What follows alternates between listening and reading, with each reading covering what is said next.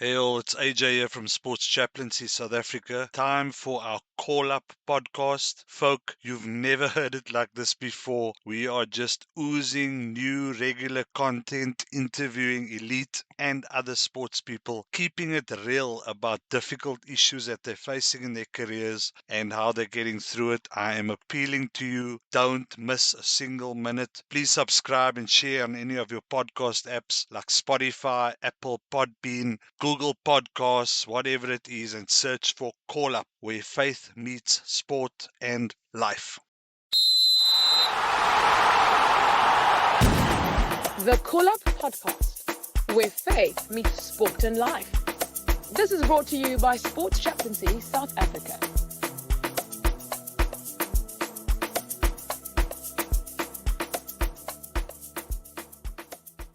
JP, thanks so much for joining us on this edition. Great to have you with us today. Those who are cricket fans, you're not going to need any introduction. You know, you had a long and illustrious career playing for your country domestically and obviously playing in the IPL and other major T20 cricket competitions across the world.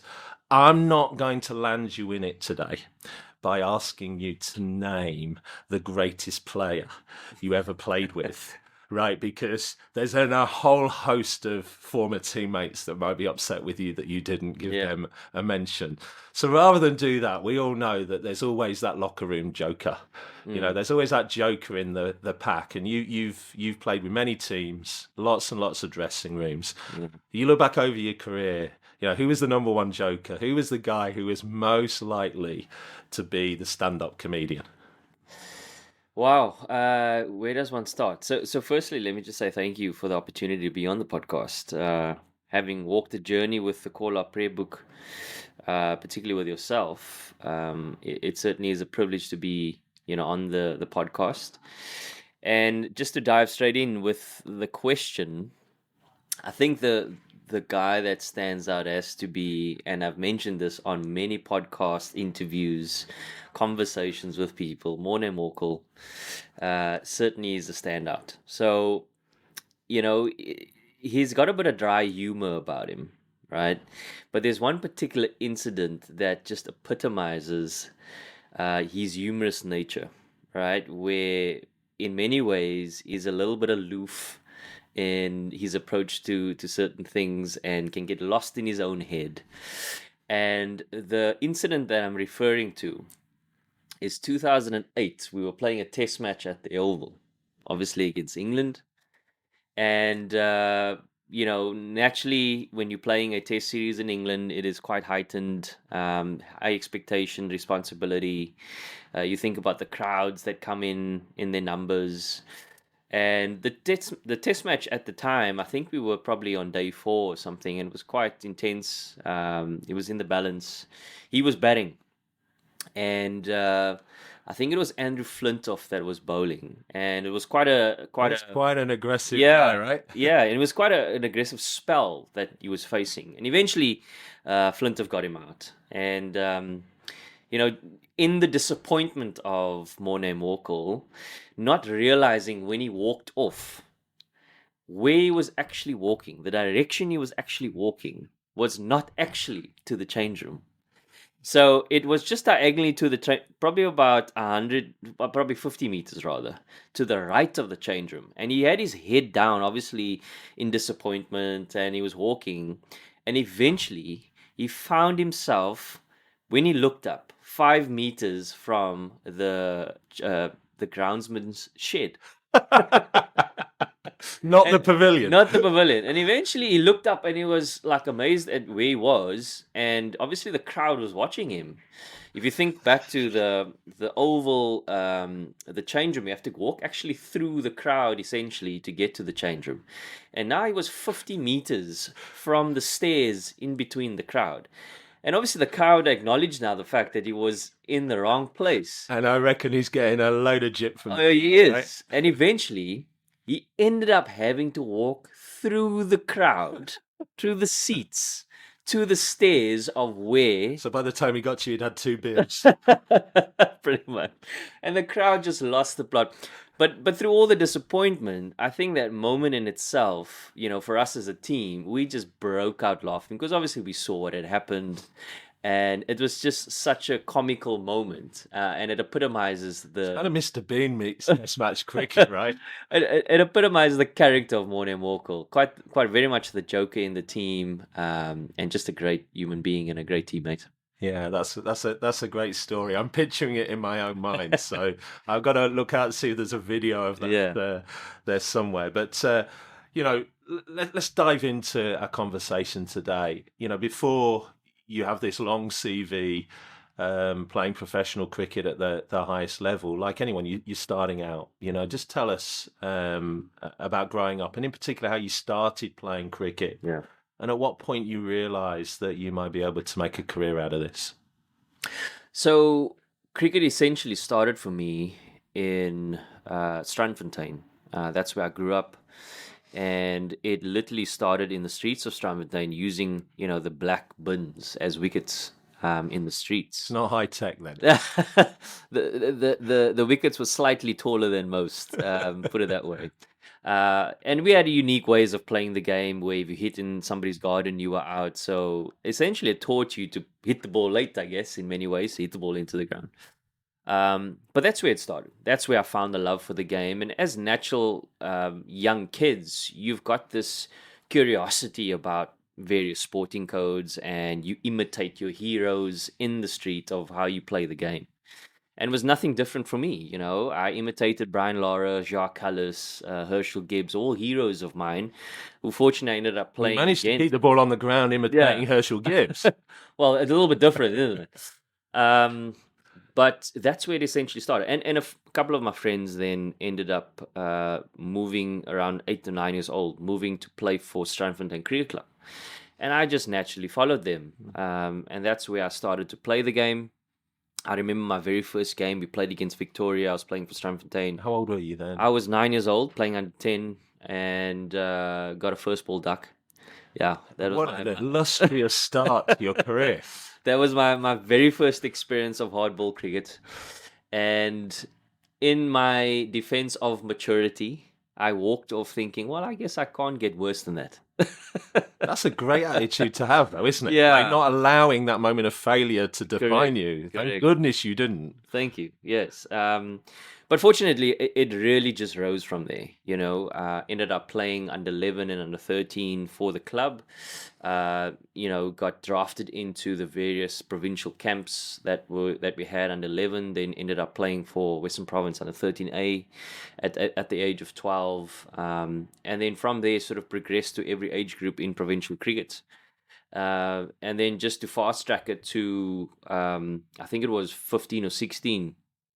A significant time in my life at that sort of sensitive time as a young man. I went through a dreadful time in terms of form in school cricket. I was at high school already. And I remember thinking this was not for me. I think I was averaging under 10 through that entire season. And I basically went to my dad and I said, I don't want to play this game anymore.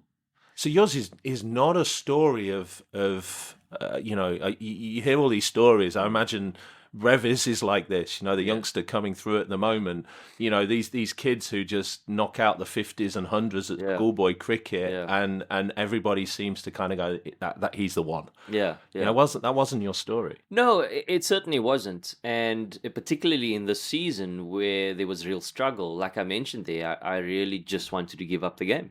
And unfortunately, I had a good support structure around me, my dad being a pivotal part of that, just encouraged me to keep going. And fortunately, went through the season and, as I said, it was a dreadful season, but, you have your break sort of in the winter period. And then, just put the pads away, the bat away for a period of time, and then came back the next season and then started again.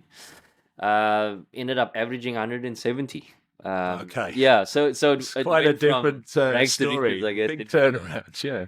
And that that in itself was such a great lesson in the highs and lows, particularly in the game of cricket, where there's so many variables, so many uncontrollables, and a great life lesson.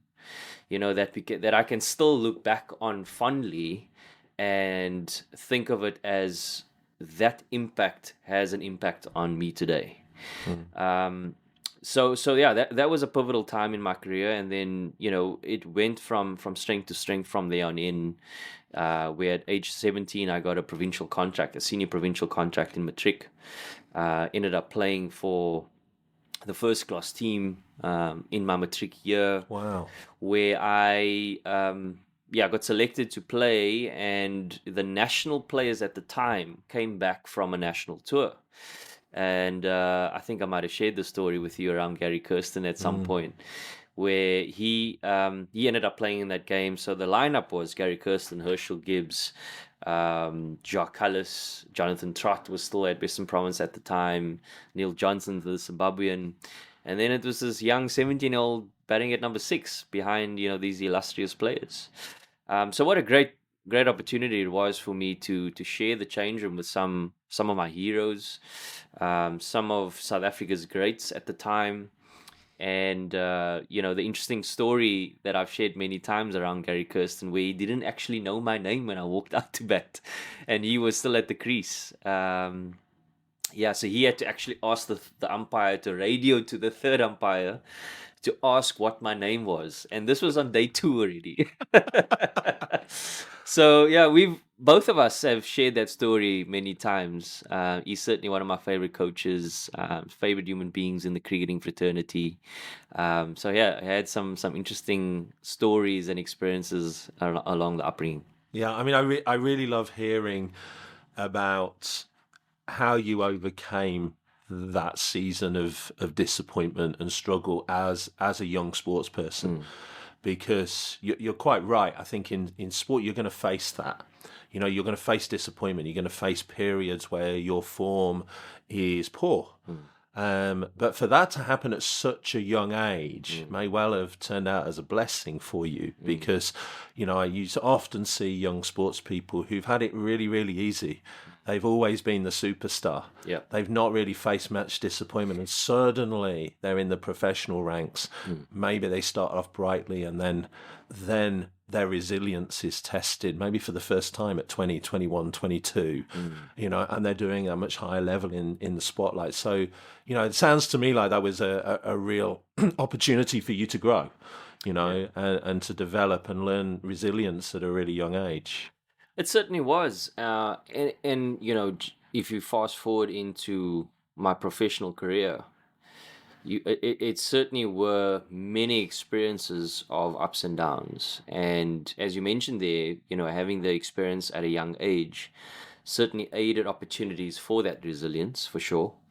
But it certainly doesn't say that, through the struggles of my career that, you just overcame it. It certainly was a case of where there were doubts that crept in, fear crept in. Let's dive into that, Sure. because I think that's a really helpful place to sort of launch into the main part of our conversation today, which is about dealing with the highs and lows, dealing with the success, but also dealing with the disappointments of high performance sport. What were some of your most memorable moments in your career, moments of success? Yeah. I think if I referred back to 2008, 2009, the famous tour of Australia where we beat Australia for the first time in a test series, that certainly stands out as one of my favorites. And you might want to do this, but I'm going to do this for those who are listening. I mean, you got your chance because Ashwell Prince was injured, wasn't he? And great batsman with a great record, hasn't it, at the time? And you come in as this younger player. And I think it's in the second innings of the one of the test matches, you get a 50, good partnership with AB de Villiers, team goes on to win. But the big moment's in that third test, isn't it? I'm gonna sound the trumpet for you here. Yeah. But that final test is a defining moment, isn't it, in that series and in the history of South African cricket at the time? Because I think you're 7 down, 200 behind, and you and Paul Dale, Harris. was it Well, Paul it's- Harris and Paul Dale Harris. Steyn, wasn't it? Yeah. You put on big partnerships. Was it 166, something like that? You Yeah. scored and So it's actually the second test. Yeah. So it was a 3-test match Yeah. series. So we had, as you mentioned there, we had beaten Australia in Perth in the first test. So naturally, it's a 3-test series. So if you win the next one, you win the series. And it is at the MCG, one of the most iconic stadiums in Australia, and Boxing Day Test, one of the famous test matches. you can't really pick a much bigger occasion. Exactly. Day one, 80,000 people. And even until, as you mentioned, Ashwell got injured, played the first test. I walked into that second test, in the preparation of it, thinking, well, he's probably going to be back. And it was only really 2 days before that I got told, right, Ashwell's not fit yet, so you will be playing in the second test. And I guess in many ways that took the pressure off me. It's certainly in my mind, in that, well, eventually when he comes back or when he's fit to play, then, I'll sit out again. So irrespective of what my performance is, I can just go out and have a bit of fun and enjoy it. And that certainly took the pressure off me. So yes, going into that second test, we were under pressure. We lost early wickets, 5 down pretty quickly, and had the partnership with Paul Harris. He got about 30 odd, so we got about a 50 or 60 run partnership. And then it was the partnership with Dale Steyn that pretty much set up the game for us in that first innings. Like you mentioned, we were 200 behind. We ended up putting on a partnership of something about 180 or something like that. So in the end, yes, I got 166 in that first innings, where I think we've got 140 run lead. And interestingly, the conversation in the change room was, let's try and get close to their score as possible. So even if we get 100 or 90 or 80 behind, we're still in the game. And that partnership set us up in a way that we went ahead. And I remember it fondly. It was one of the most iconic moments in my career when I came off after the 166. And this is only my second test. I'm 24 years old. And those would know the MCG, it has a tunnel that leads underneath the stadium that goes into the change room. Essentially, the MCG is an AFL stadium, Australian football rules, the game that they play. Yeah, and those who don't know cricket, I mean, we're talking a monstrous stadium. Yeah, 90,000 people, isn't it? So it's a huge arena. So it's a huge arena. But the iconic moment for me was, Graham Smith being the captain. You had Cullis in there, Neil McKenzie, Kai Ntini, Dale Steyn, Morne Morkel, all these guys that have been established in Test cricket. A.B. de Villiers also was playing a few years already. Andre Nel was on that tour. And I walked off, and the appreciation that my teammates showed me, they actually all came out to the front part of the tunnel with their bats. Wow. And they made an arch with their bats as an appreciation of the efforts that I had obviously put out in the field. And this was my second test match. And that just made me feel like just on top of the world in terms of that experience and a sense of belonging in the environment. And, any youngster coming into any team in any sporting code, what are they craving? They're craving belonging. They're craving to be part of something bigger than themselves. They're craving to be part of something that speaks legacy. And in my second test, here was that experience. And fortunately, as you mentioned there, we went on to win that test series. But one of the most iconic moments in my life, not only just for the personal performance, but how my teammates reacted in that moment, that allowed me to feel like this is an iconic moment, not just for me, but for the team. Yeah, and it's history making. I think, 16 years since Australia had lost a home series. Correct. I mean, they were a powerhouse of world cricket, arguably the greatest side to ever play in terms of consistency of results over well over a decade. Sure. And they were invincible at home. So here you are as a young man, just starting out in Test cricket and in one of the most iconic stadiums in the world, in one of the most iconic Test matches, creating history for South African cricket. But I've got to ask you the question. We'll maybe move on to some of the disappointments, but I can hear the kind of joy, the sense of what that did for you. But now you're not just JP Duminy trying to make it at international level. You've now made a name for yourself. Sure. There's media interest, there's celebrity. I would imagine increased possibilities of earning more money and opportunity. There's fame, there's public attention, media attention. What impact did that have on you, positively and negatively? How did you navigate that? I think positively, yes. I mean, there was obviously certain interests that came with that iconic tour. One being the IPL. I mean, within a few months, I was signed up by the Mumbai Indians for quite a substantial amount of money. So let's call it the rewards were pretty fruitful, from that tour. But essentially, what came with that was the expectation. Not only from people around you, but from yourself now. I mean, I remember coming back from that tour, and we were at a function, and we were doing a Q&A, and it was mentioned to me that a world team was selected of some of the greatest youngsters around world cricket, and I was part of that. So basically, a world 11. From let's call it sub 25, under 25 age group. And I was part of that. So what does that present for you? That presents expectation. And, the next 6 months was probably the most challenging for me in terms of that expectation, where 6 months later was probably some of the hardest experiences in the game. And it was a 2009 T20 World Cup. We had lost the semi-final in England against Pakistan. But just the nature of the game and how it unfolded made me feel, and I still, I accept the responsibility of it. It was largely because of my innings that we lost the game. Now, I understand that it's a team effort, but I certainly need to come to terms with the fact that I played a large part in the loss. Because, I was 40 not out of 37 balls in the T20 game, and we were only 5 down. The likes of Albie Morkel and them haven't even batted, and we lost the game. So when I say that was some of the most disappointing experiences, you think about a World Cup experience, South Africa always having challenges in World Cups. And I was now in a position to have an influence in the game, but didn't. And I remember the experience of it after that game was literally to a point where I felt like I needed to dig a hole and jump in it. And I just wanted people to throw the sand on me, and I didn't want to come out of that. And it was only until a coach one of my coaches in South Africa I'd spoken to, had said to me that, you have to take responsibility for that because you played played a part in the fact that you lost the game. But at the end of the day, it's not the end of the world, for sure.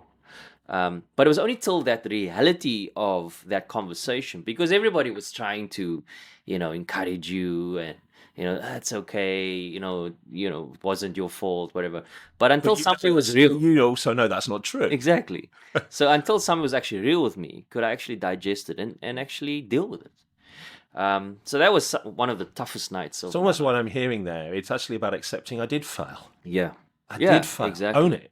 Yeah. But also it doesn't define me. Correct. Yeah. And even in that identity crisis moment, I still struggled with it, and still continued to for a large part of my life. But that was certainly a significant moment that I'll never forget. That was really tough, and needed to find some ways and means of dealing with it. And unfortunately, those ways and means from time to time weren't healthy. And we've had conversations about these things already, about coping mechanisms and, the substance abuses that came into play because you were struggling to deal with the expectation that you had placed upon yourself. And you had created this identity for yourself that is through your performance that you view yourself. Yeah. 100%, yeah, and maybe that's worth unpacking a little bit more, because I think two things. I don't think it matters who we are. We all have a default unhealthy way of coping with stress, disappointment in our lives. For some people, it's just, I've had a hard day at work, so I'm going to have another glass of wine. Might not be getting drunk, but it's day in, day out. I'm going to calm myself. I'm going to do this. For some people, it's pornography. For some people, it's other substances. For some people, it's food. For some people, it's just, I'm going to work harder. Correct. You know, I'm just going to work harder, but not in a healthy way. Correct. In a way that's actually destructive and leaves you feeling empty and guilty and unfulfilled. And I think the big reason for that, if I might say, is that often in sport, and I think we all do this in life, rather than getting our identity from God and securing our identity in God, we're actually trying to secure our identity in our performance. What we do or what people say about us or the rewards we get as a result of successful performance is how we try to gain our security and acceptance and significance. You know, so we go to our performance as our savior to give us our identity, when actually we were created to get our identity from God, weren't we? And actually our performance flows out of that. It's freeing. And maybe that's a helpful launch point to move on in our conversation, because, you know, in these moments in your career, you've just had this great high, and not long after, you've got this really significant low in your career. You weren't a follower of Jesus at that point. There might be mental tools that you could lean on, but you couldn't lean on your creator, the one who'd given you your talent. You became a follower of Christ in 2013. You know, what impact did that have on you in terms of how you dealt with highs and lows? It was significant. You know, the experience of the highs and lows weren't as extreme anymore. And it was the understanding that you're not giving yourself the glory for that performance, and you're not digging the hole for yourself when there's not the performance. And you shining the light rather on God in that moment, as opposed to in an appreciation for the opportunity, whether it's a successful one or not. So it's almost the idea of the audience of one, where you playing for him and you accepting and appreciating this gift that he's given you. And again, when I think about the Call Up Prayer Book, and it says this in there, in one of the prayers, where my gift to you is the expression of it, you know, and how I go out there, what's my mindset, and just giving it my all, irrespective of the outcome. And it's amazing how once we are reminded of this, in whatever capacity we find ourselves in, I find myself as a coach now, where in many ways, you've even got less control of the effect of the game, right? So where does your identity lie is even more significant sometimes. But just coming back to it, it's the idea that this is greater than me, you know, and that has certainly been the nourishing experience throughout it all, that my performance does not determine who I am, and it's not my identity. He is my identity. But even in saying that, doesn't mean that the whole experience is fruitful. But it's just a great foundation to be solidified in, that allows you to deal a little bit better with it. That's great. That's great. So what would Coach JP Duminy, at 38 years of age, what would he say to that 24-year-old if he had the opportunity today? It's going to be okay. You know, whatever experiences you go through, it's going to be okay. And I mean, I have these experiences on a day-to-day basis with my players. You know, we've got a range of age groups, leading from 19 to 39. And the most amazing experience is, no matter what age you find yourself, everyone seeks affirmation. Everyone seeks affirmation. everyone seeks an opportunity to express vulnerability. Even myself as a coach, having the support around me to allow myself to be vulnerable, but also be brave enough to be vulnerable in front of my people, in front of my players, to allow them the opportunity to express that themselves. And that's actually really countercultural, because when you cross the line, whether it's the white line of a football or rugby field, or you cross the boundary rope to perform, there's a sense in which you've got to act. You've got to act tough. You've got to be strong.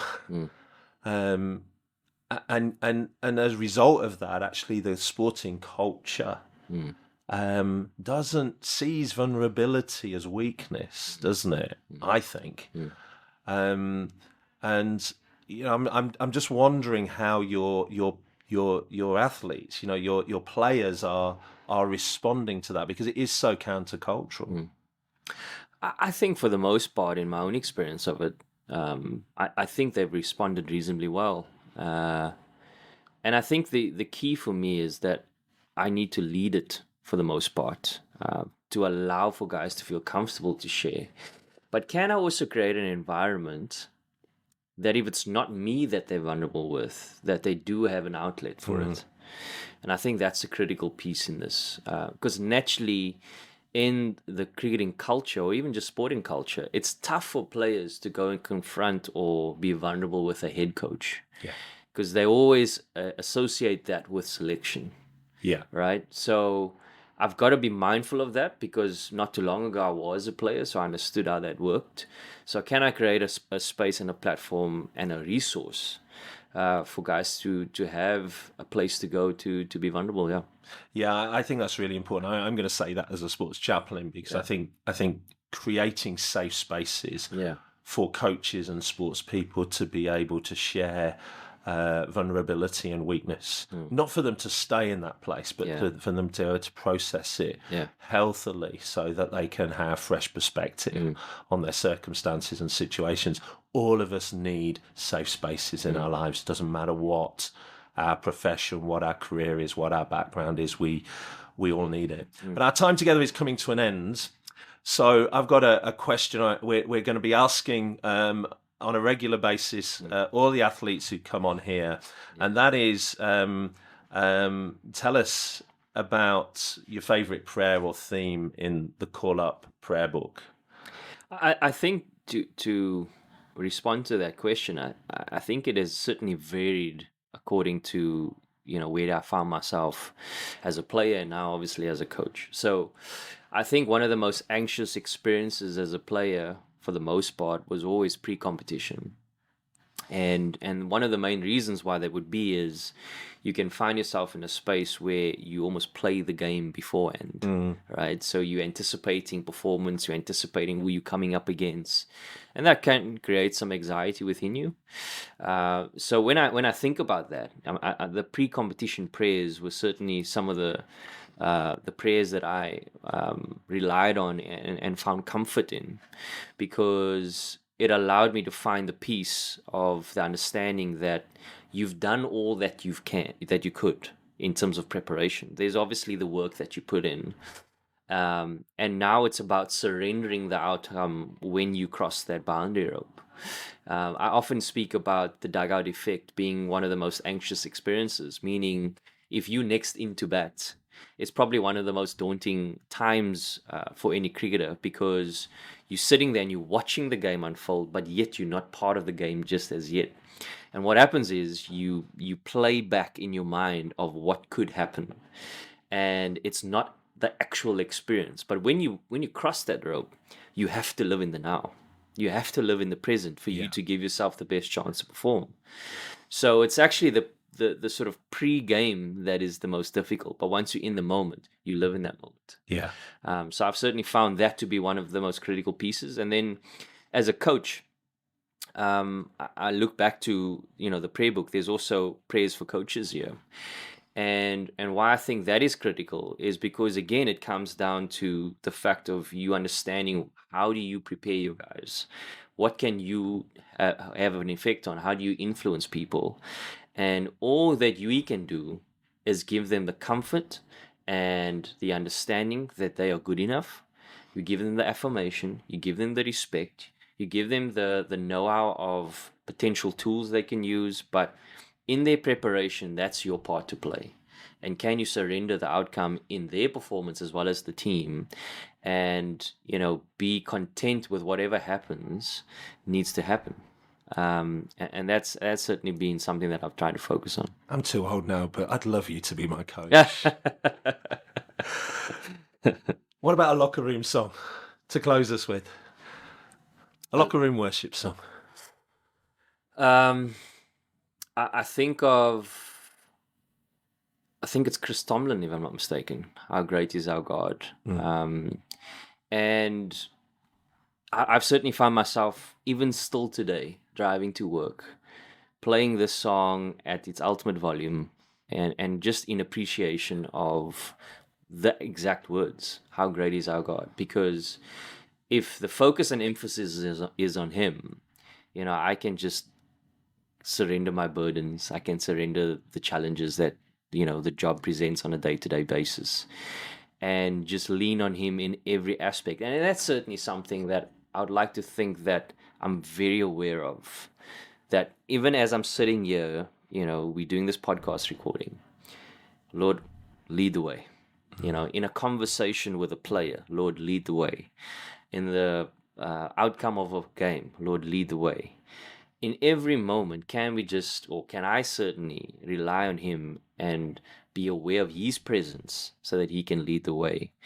And if I can find myself more often than not in that space, I think that peace and understanding will surround me. Awesome. JP, thank you so much for joining us. Pleasure. The Call Up Podcast, where faith meets sport and life. This is brought to you by Sports Chaplaincy South Africa. The power of his dream brings you here. LIA Productions.